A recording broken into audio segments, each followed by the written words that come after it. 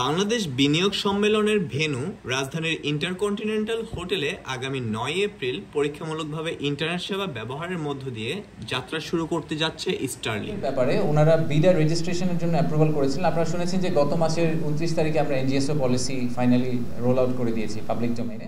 এর আগে গত ১৩ ফেব্রুয়ারি প্রধান উপদেষ্টা অধ্যাপক মোহাম্মদ ইউনুস ও স্পেসএক্সের সিইও এলন মাস্কের মধ্যে টেলিফোনে আলোচনা হয়।